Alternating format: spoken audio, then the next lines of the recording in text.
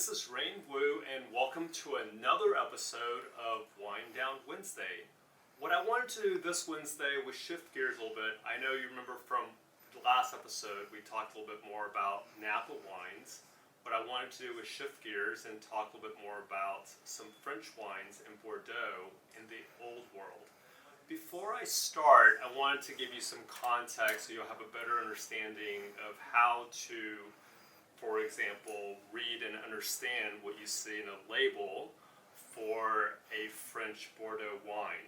So when it comes to the Old World, they are assuming that you know quite a bit about a chateau. For example, in this case, is Chateau Faugeres, and this is in the Bordeaux region in the what they call the AOC of Saint-Emilion. So this is a beautiful photo of Saint-Emilion in Bordeaux. However, what's important is that as you see in this label in the middle here, it says Saint-Emilion Grand Cru Classé.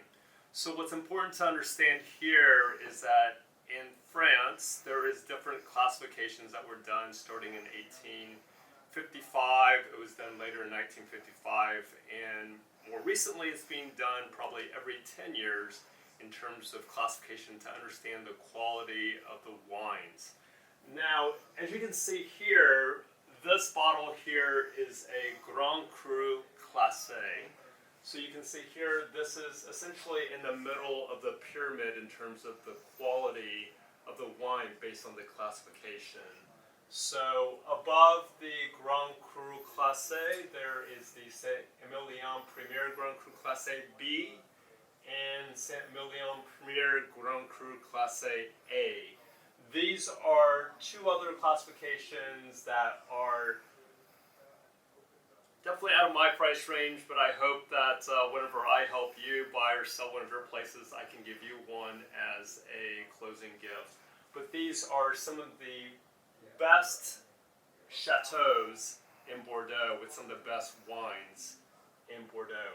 So that's something to understand whenever you're looking at a wine label, is understanding the classification. The other thing you notice is that obviously there's a vintage 2018 and there's no mention of the grape versus in the Napa wine you saw Cabernet Sauvignon. The French is assuming that you know as a wine drinker that when you buy something from Bordeaux on the right bank from Saint-Emilion, that you know that's primarily Merlot, and that many times it could be blended with Cabernet Franc or with Cabernet Sauvignon, mostly on the left bank though for Cabernet Sauvignon. So they are expecting that you know quite a bit about wines, so they do not put it on the wine label.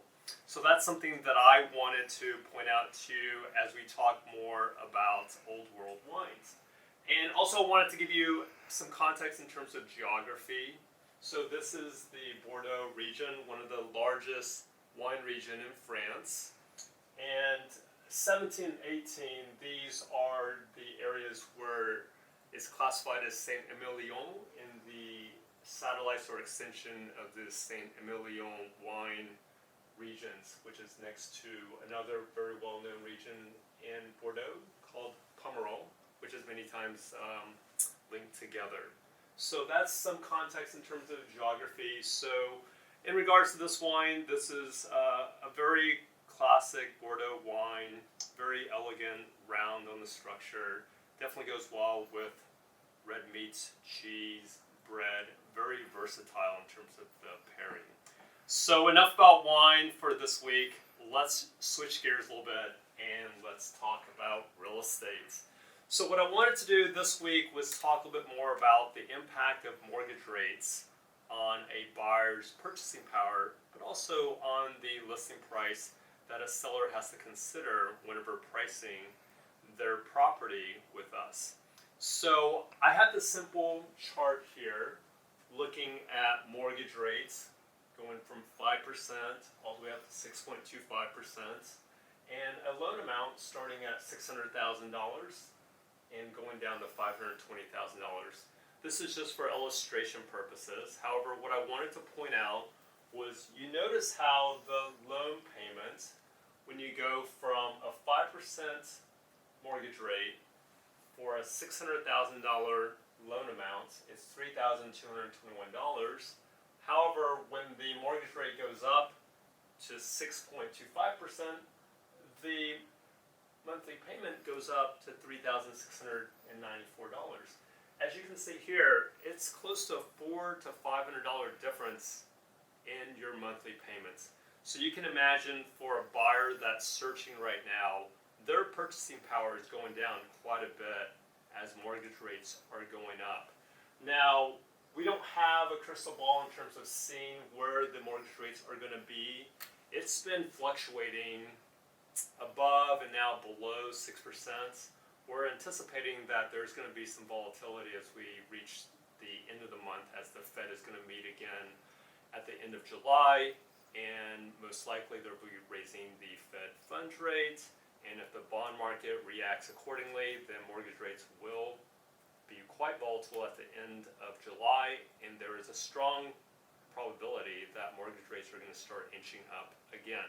So what does that mean for you as a buyer or seller? I think one, I would definitely talk to your loan officer, and we have plenty of loan officers that we can recommend to you that can help you lock in your rates. But also for sellers, that you need to be more realistic about the price that you can get for your listing. And I would have to say, after working this weekend, I've had some very tough conversations with sellers in terms of the prices for their listing, because some listings that are not in top condition are not selling, and they're not getting multiple offers. And we've had to have some very difficult conversations, and many times I use a chart like this to show a buyer's purchasing power, to let the seller understand that as the buyer's purchasing power goes down and their monthly payment goes up, their listing price has to come down to help the buyer still maintain that same monthly payment as they're shopping for property to purchase. So if you have other questions, feel free to comment below in the video, and I will be responding to those, or give me a call, 703-216-2692. Would love to talk to you regardless if you're a buyer or a seller, in terms of what best that you should do for your listing you're trying to sell, or if you're still purchasing and don't think that you can afford a place right now. I think there's a lot of different options for buyers now, with different loan options at mortgage brokers and also credit unions that we can look at, but also different buyer offer strategies that we've been implementing that we talked about in the previous Wind Down Wednesday about the use of seller subsidies. So I'll end it at that. So have a great Wednesday, and we'll see you at the next episode of Wind Down Wednesday.